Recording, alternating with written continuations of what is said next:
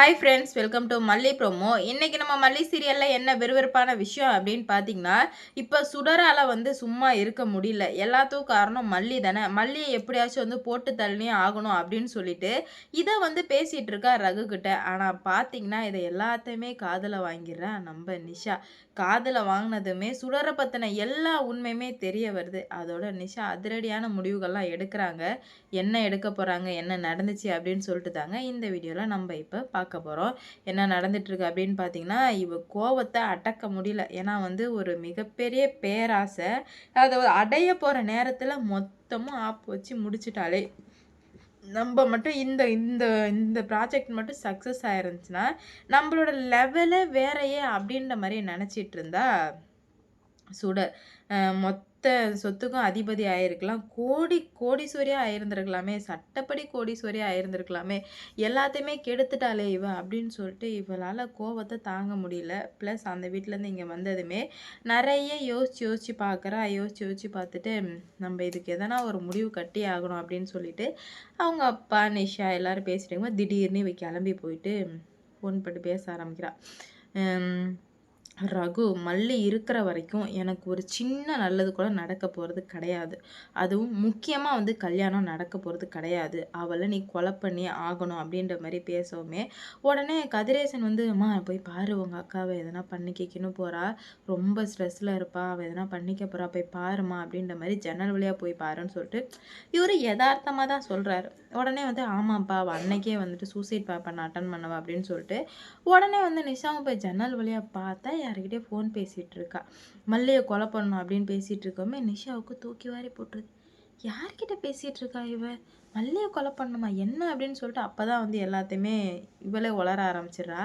இந்த ஒரு சின்னது மட்டும் பண்ணி நம்ம 2 பேரும் செட்டில் ஆகலான்னு பார்த்தா, மொத்த சொத்துக்கும் நம்ம அதிபதியா ஆயிருந்திருப்போம். ம். ரகு, நம்ம இத மட்டும் முடிச்சுட்டு நாட்டுக்கு போயிருந்துருக்கலாம் அப்படின்னு சொல்லவும் நிஷாவுக்கு ஒண்ணுமே புரியல.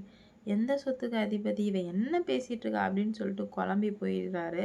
உடனே ஆமா, நானும் ரொம்ப கனவு காண்டு வச்சிருந்தேன். ஆனா கடைசியில இப்படி காலவாரி விடுவா அப்படின்னு சொல்லிட்டு நான் எதிர்பார்க்கவே இல்ல. நம்ம இது மட்டும் முடிச்சிருந்தோம்னா நம்ம வாழ்க்கை செட்டில் அப்படின்ற மாரி சொல்லிட்டு இருக்க.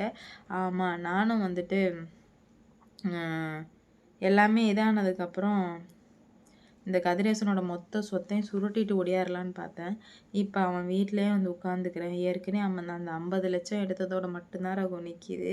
அது நமக்கு சுத்தமா பத்தாதே! நமக்கு கால் தூசு கூட ஆகாதே! அப்படின்னு சொல்லிட்டு, கோவம் இருக்க இருக்க வெளிய நெறையா வரும் இல்லையா? இவ மொத்த கதையும் கொட்டிட்டா.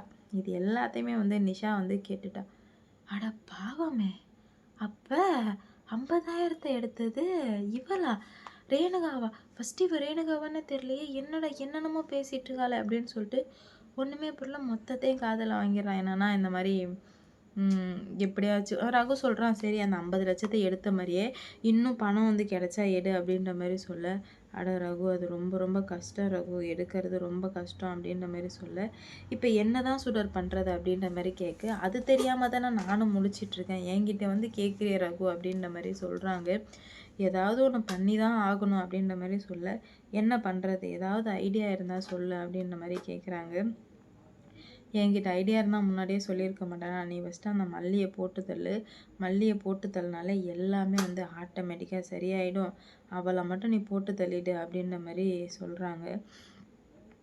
ஆனா எப்படி போட்டு தள்ளுறது? நீ என்ன ஸ்கெட்சி, அவள என்ன வேணா பண்ணு. நான் ஒண்ணுமே சொல்ல மாட்டேன். ஆனா அவ உயிரோட இருக்கவே கூடாது அப்படின்ற மாரி சொல்லவுமே, இப்ப என்னதான் பண்றதுன்னு கேட்க, அவ ப அவ செத்தா மட்டும் தான் நமக்கு ஒரு விமோசனம். இல்லன்னா நம்ம இப்படியே தான் கடைசி வரைக்கும் இருக்கணும் அப்படின்ற மாரி சொல்ல, நீ சொல்றதும் கரெக்ட்டு தான் சுடர். ஏன்னா, அவ எவ்ளோ பெரிய பெரிய பிரச்சனை பண்ணுவான்னா, கண்டிப்பா அவள நம்ப விட்டு வைக்கவே கூடாது. நம்ப அவள ஏதாவது ஒண்ணு பண்ணியே தான் ஆகணும் அப்படின்ற மாரி சொல்ல, ஆனா என்ன பண்றதுன்னு தெரியலையே அப்படின்ற மாரி தவிச்சு போயிருக்காங்க. அப்பதான் சுடர் சொல்றாங்க, "ஆள வச்சு கடத்தி நாடு கடத்துவியோ, இல்ல என்ன பண்ணுவியோ எனக்கு தெரியாது. ஆனா அவ இருக்கக்கூடாதுன்னு" சொல்லி ஸ்ட்ராங்கா முடிச்சிடுறாங்க. இவங்களுக்கும் என்ன பண்றது போறதுன்னு சொல்லிட்டு சுத்தமா புரியல. என்னடா இது இவ்ளோ நடந்துடுச்சே! நம்ம எப்படி எல்லாத்தையும் சரி பண்ண போறோம்? அப்படின்றதுலே யோசிச்சுட்டே இருக்காங்க. ஆனா அவங்களுக்கு எப்படி யோசிக்கிறது, என்ன பண்றதுன்னு சொல்லிட்டு சுத்தமா புரியல. ரொம்பவே கன்ஃப்யூஷனோட சரி நான் வைக்கிறேன், என்னை யாரோ பார்க்குற மாரி சொல்லிட்டு நான் வைக்கிறேன்னு சொல்லிட்டு வைக்க போறா. உடனே வந்து நிஷா எல்லாமே காதுல வாங்கிடுறா. அட பாவமே! அப்ப இவ்ளோ நாளா இவ நம்மள ஏமாத்தியிருக்கா. அது கூட தெரியாம நம்ம முட்டாள்தனமா இருந்திருக்கோம் அப்படின்ற மாரி சொல்ல, உடனே போயிட்டு இவ படபடன்னு "என்னாச்சும்மா? ஏன் ஒரு மாரியா இருக்குன்னு?" கேட்க, "அப்பா, அப்பா" அப்படின்ற மாரி சொல்ல, "அப்பா தான் சொல்லு என்னாச்சு?" அப்படின்ற மாரி கேட்கவுமே, அவ இந்த மாரி "அவ நல்லவ இல்லப்பா" அப்படின்ற மாரி சொல்ல, "எவ நல்லவ இல்ல? என்னம்மா பேசுற?" அப்படின்ற மாரி கேட்க, அப்பதான் எல்லா உண்மையுமே சொல்றாங்க. இந்த மாரி ரேணுகாவே இல்லப்பா. அவ சுடர் தான்ப்பா. நம்ம தான் இவ்ளோ நாளா வந்து ஏமாந்து போயிட்டோம் அப்படின்ற மாரி சொல்ல, எப்படிம்மா நீ இப்படி சொல்ல முடியாதேம்மா, ஏம்மா இப்படிலாம் சொல்றன்னு கேட்கும்போது, ஐயோ! அப்பா புரிஞ்சுக்கோங்க. நீங்க புரிஞ்சுக்காம பேசிட்டு இருக்கீங்க அப்படின்ற மாரி சொல்றாங்க. ரொம்பவே வந்து குழப்பத்தோட என்ன பண்றது போறதுன்னு தெரியாம, இவ்ளோ பிரச்சனையும் பண்ணிட்டு அவ இந்த மாரி இருக்காளா? அவள நம்ம சும்மாவே விடக்கூடாது அப்படின்ற மாரி சொல்றாங்க. ஆமா, சும்மா விடக்கூடாது தான். ஆனா இருந்தாலுமே வந்துட்டு, இவள நம்ம ஏதாவது ஒண்ணு பண்ணியே தான்ப்பா ஆகணும் அப்படின்ற மாரி முடிவுக்கு வர்றாங்க. ஆனா என்ன பண்ண போறாங்கன்னே தெரியாம அவங்க வந்து தவிச்சு போயிட்டுருக்காங்க. இவ்ளோ பிரச்சனையும் பார்த்து, எல்லா பிரச்சனைக்கும் காரணம் இவ தான் அப்படின்ற மாரி முடிவுக்கு வந்து இருக்காங்க.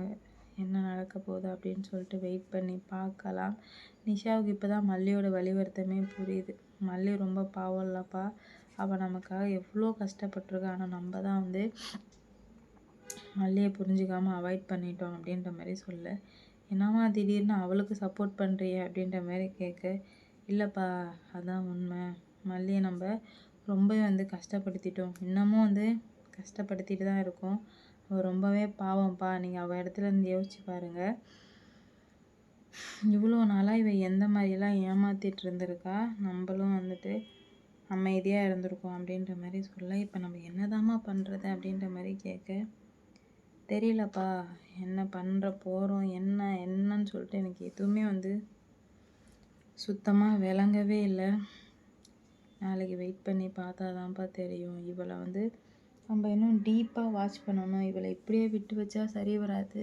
இவளை நம்ம டீப்பாக வாட்ச் பண்ணால் மட்டும்தான்ப்பா வந்து கரெக்டாக வரும் அப்படின்ற மாதிரி சொல்லவுமே, ஆனால் நம்மளால ஒன்றுமே பண்ண முடியாதேம்மா அப்படின்ற மாதிரி இவங்க யோசிக்கிறாங்க.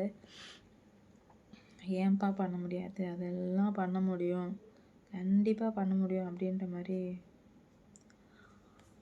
முடிவுக்கு வர்றாங்க. என்ன நடக்க போகுது, எந்த மாதிரி கொண்டு போக போகிறாங்க அப்படின்னு சொல்லிட்டு வெயிட் பண்ணி பார்க்கலாம்.